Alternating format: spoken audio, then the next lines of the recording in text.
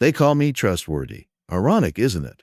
I'm Harold Jenkins, manager of the town bank, the man who holds the keys to everyone else's savings, mortgages, and retirement dreams. People shake my hand and say, "You're the most reliable man I know." They don't realize my hands are dirty, because while they trusted me with their money, I was stealing something else entirely. I was stealing my best friend's wife. My best friend's name is David Blake. You probably know his family. The Blakes own half the farmland on the south side. Salt of the earth people, the kind who sponsor Little League and bring pies to every church supper. David and I grew up together, shared a paper route, double dated in high school. He was my best man when I married Clara. But here's the truth. My marriage was never the fairy tale I sold it as. Clara and I became polite strangers under the same roof. We slept in the same bed but never touched. We had dinners in silence, the clink of forks louder than our conversation. I told myself that was just marriage. That passion dies and companionship is enough. Then came Elaine, David's wife. She was everything Clara wasn't. Warm, laughing.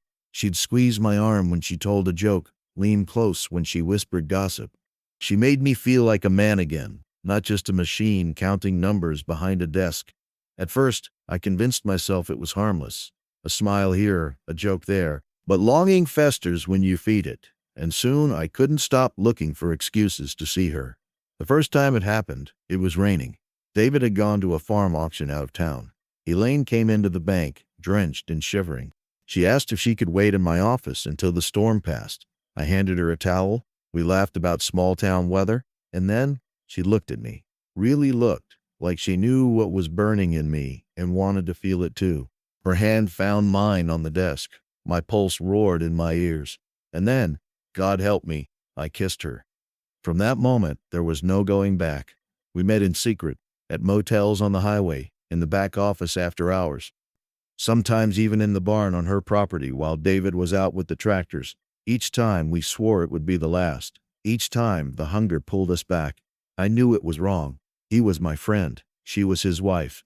But addiction isn't just to cards or drink. Sometimes it's to the way someone makes you feel alive. But here's the part that turns this from a scandal into something dangerous. I left a trail. See, affairs cost money, motel rooms, dinners in other towns, gifts bought in cash so Clara wouldn't see the statements.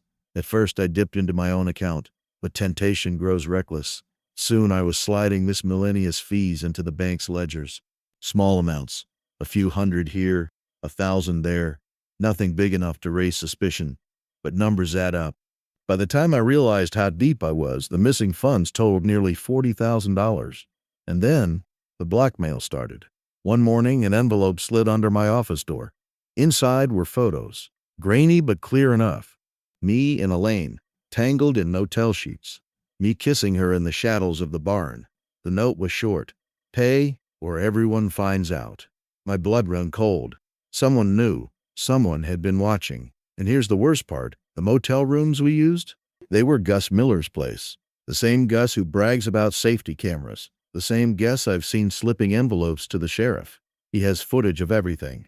You'd think that was bad enough, but there's another twist. Elaine wasn't the only woman. Months before, I'd had a fling with Linda Harper, the mayor's wife. Just once, fueled by too much whiskey at a fundraiser, a stolen hour in the bank vault after everyone had left. I thought it was forgotten. She swore it meant nothing. But the blackmail photos included her too, which means whoever is pulling the strings doesn't just have dirt on me. They have dirt on the mayor, on the Blakes, on half the people in this town. I look in the mirror now and see a coward. A man who betrayed his wife, his best friend, his town. I should come clean, hand over the ledgers, admit the affair, accept the ruin. But I can't. Because the person holding those photos doesn't want me to confess. They want me to keep paying. They want me trapped, and the more I pay, the deeper I sink. So here it is, my confession. I loved Elaine. I still do, in some twisted way, but I've destroyed everything I ever claimed to stand for. I am the banker who steals, the friend who betrays, the husband who strays, and worst of all, I am not the only one. Because those photos, those cameras, prove what I've suspected all along. Someone in this town is collecting all our sins, and one day soon, they're going to use them.